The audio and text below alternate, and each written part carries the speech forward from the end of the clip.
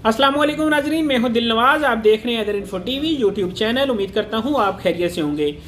आज पहले तो मैं आपको बताता चलूँ, पाकिस्तान के अक्सर इलाकों में जो बारिश है वो बारिश हो रही है। मेरा तल्लक डिस्ट्रिक्ट रावलपिंडी से, और रावलपिंडी में भी अच्छी खासी बारिश रात को भी हुई है और अभी भी इस वक्त दिन के 4 हो रहे हैं और इस वक्त भी बारिश अच्छी लगी हुई है और मौसम इंजॉय कर रहे हैं। और खित्ता पठवार के लिए और दीगर इलाकों में जहाँ इस वक्त बारिश की अशद ज़रूरत थी गंदम की फसल के लिए, तो किसान भी इस बारिश से खुश हो गए हैं। नाज़रीन, वीडियो लेके आया हूँ आपके लिए सऊदीया से एक बड़ी खबर है। वो खबर क्या है डिस्कस करूँगा आज की इस वीडियो में।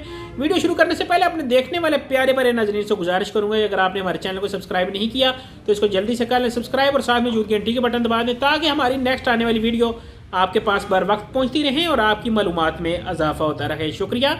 नाज़रीन, खबर यह है कि सऊदीया का जो मस्जिद नबवी है उसको रमज़ान उल मुबारक में 24 घंटे खोलने का फ़ैसला कर दिया गया है।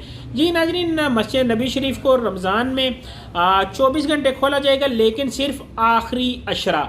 उससे पहले आप नमाज तरावीह भी मस्जिद में पढ़ सकेंगे और 5 नमाजें भी आप मस्जिद में पढ़ सकेंगे। जमजम की सहूलत काफ़ी टाइम से बंद थी, जमजम की सहूलत भी आपको अब दी जाएगी। नाज़रीन, मज़ीद ये बताता चलूँ कि 60,000 नमाजियों को इजाज़तनामे जारी किए जाएंगे मस्जिद में नमाज वगैरह पढ़ने के लिए और तरावीह पढ़ने के लिए।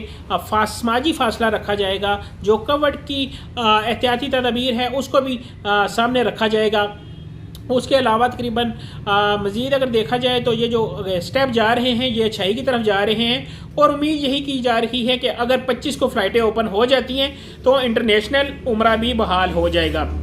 नाज़रीन, इंटरनेशनल उम्रा तो बहाल होगा, अगर होगा तो उसके रेट बहुत बड़े मैटर करेंगे। वो कितने हैं डिस्कस करूँगा अपनी कल की वीडियो में। अपनी इन्फॉर्मेशन मुकम्मल लेके वीडियो देखने के लिए मेरे चैनल को करें सब्सक्राइब और मुझे दें नेक्स्ट वीडियो तक की इजाज़त। अल्लाह हाफिज़, अल्लाह ने के बाद।